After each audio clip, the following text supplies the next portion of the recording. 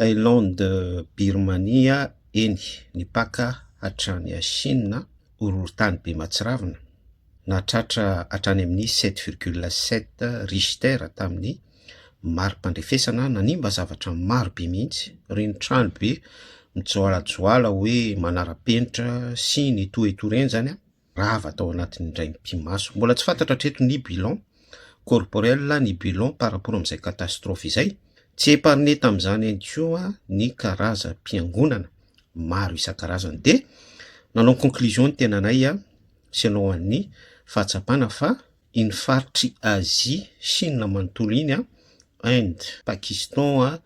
hatrany amin'iny faritry Thaïlande, Birmanie, victime amin'ny fahafenony amin'ity resaka horohoro-tany ity, de tena pays idolâtre be mihitsy, zany hoe pays voafatotry ny fanompotosampy. De rehefa nompotsirina izay famarinana izay de ozy ny olona hoe eto amin'ny tany la tsy hitany la akory, jerevony misy reto Madagasikara,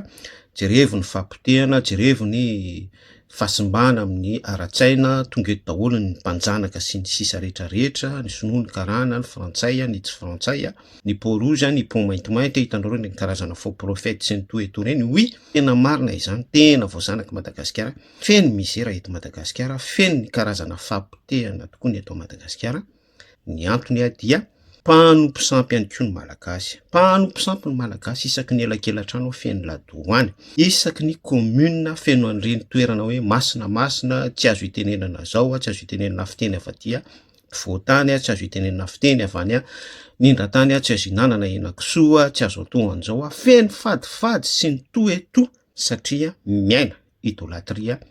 miaina fanompo-tsampy, miaina fanompo-pivavahana tsy izy tsy selon la Bible, de normal raha izao ny trangan-javatra iainan'ny malagasy. Ny afatrapitaina amintsika de hoe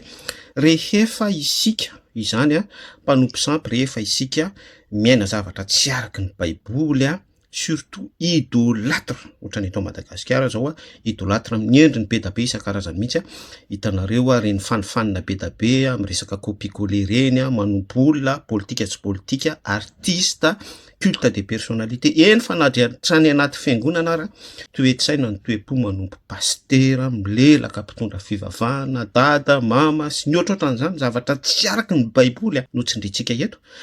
dia normal mijinja ny vokatry ny nafafintsika isika zanak'olombelona, du moment isika hoe miaina zavatra tsy araky ny selon la Bible, na any a Thaïlande, na any a Chine, na any a Birmanie, na any a Inde, surtout eto Madagasikara,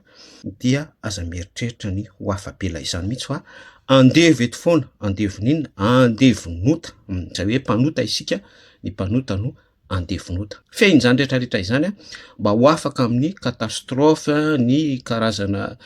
kapoka avy any ambony sy ny endrim-pahampotehana be da be isan-karazany, ny endriny maro, de tsy misy afa-tsy ny fiverenana amin'ny Jesosy ihany. Zay foana ny afatray, zay foana ny mesazinay eto amin'ny pejy,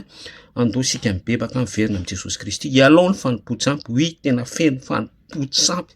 eto Madagasikara amin'ny endriny be da be mihitsy. Andao ialana ny fanompo-tsampy raha tiatsika ny ahita fiadanana, ahita filaminana, ahita n'izany hoe endriky ny paradisa selon la Bible, ety an-tany ho tahaka ny any an-danitra. Voarahy nareo ny afatra, samy hita in'Andriamanitra daholo.